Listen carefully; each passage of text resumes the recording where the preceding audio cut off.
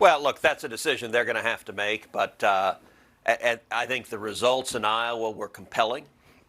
President Trump won over 51% of the vote. He won 98 counties of the 99.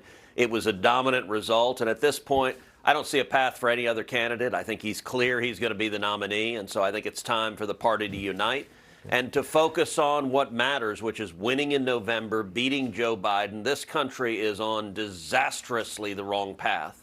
And I think the consequences of that are enormous. Who do you think should be Trump's vice president? Do you have any advice to give? Well, I have no idea. I don't know who he's going to pick, and I don't know that he does at this point. I think he'll go through this process, and I imagine we'll get an announcement right about the time of the convention is typically when it happens, and so it's probably a little premature for him to make that decision. Well, I think he should nominate someone, number one, who maximizes the chances of winning in November and adds electorally to the ticket. But number two, I think it's important to nominate someone who is prepared to be president. Look, the job of vice president, the most important job is to be ready. If he asked you, would you accept the nomination to be vice president? I mean, would you? You'd love it, wouldn't you? I don't think that's going to happen. I don't think that's going to happen, so I'm not going to lose a whole lot of sleep waiting for it. And you're not going to answer the question. Okay, I got it, Mr. Senator, I got that. Now let's get serious. Vice President Harris blames Republicans for the crisis at the border. Bear with us, Senator. Just watch this briefly. Roll it. First of all, everyone knows our immigration system is broken. Right. The solutions are at hand, but frankly, we're in an election year, and the folks who want to return Donald Trump to the White House would prefer to talk about a broken immigration system instead of focusing on the solutions that are at hand and engaging in bipartisan work. I think it's critically important that we understand that there are petty politics at play on this issue as much as anything. We need solutions. The solutions are at hand.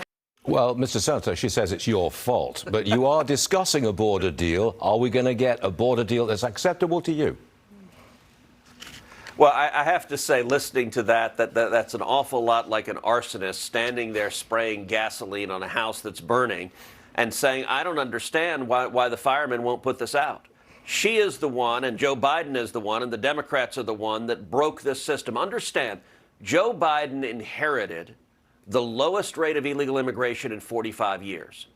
And they deliberately did this. The week he was sworn in, the numbers skyrocketed.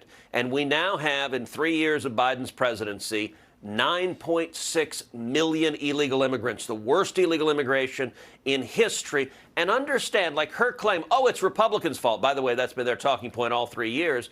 It ignores the fact that they did this unilaterally, and they can fix it unilaterally. I'll tell you how you fix it, Stuart. It's very simple. There's one question that resolves whether you have a border crisis or not. What do you do when you apprehend an illegal immigrant? If the answer is you apprehend them and you put them on a plane and you fly them back to their country, your numbers plummet. That's the reason we got the lowest rate of illegal immigration in 45 years, because we deported people when they came here illegally. What does Joe Biden do? What does Kamala Harris do? When they get here, they let them go. They put them on a plane or a bus, and they send them to every city in America. And by the way, Joe Biden could end that today. He's defying the law. He's flouting the law. And the reason is simple. Biden and Kamala and every Democrat, they want this invasion. They look at those 9.6 million illegal immigrants, and they see future Democrat votes. And they don't care about the people who suffer. They don't care about the people who die. They don't care about the children who are brutalized. They don't care about the 100,000 people who died of drug overdoses last year. All of that they think is acceptable political cost for a partisan victory in the end, and that's an incredibly cynical view. We have millions of illegals here already.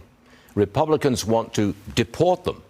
Can you see deporting millions of people? Absolutely. And by the way, we always have. You know, one of the amazing things, and I will say Joe Biden did something I never thought would be possible. He made me miss Barack Obama. Look, Barack Obama, I disagreed with on a ton of issues. I think he was a bad president. But you know what? On immigration, Obama, by and large, followed the law.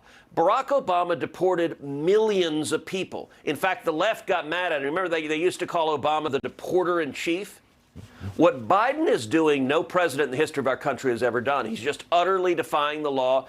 He is essentially saying, I don't care what the law says, I'm going to let everyone go. Joe Biden and Kamala Harris are the last mile of the human trafficking network, and they're sending illegal immigrants to every city in America because for them, politics is more important than the human lives they're destroying. Mr. Senator, thank you very much for being with us this morning. We always appreciate it. Come again soon, sir. Thank you. Thank you, Stuart. Yes, sir.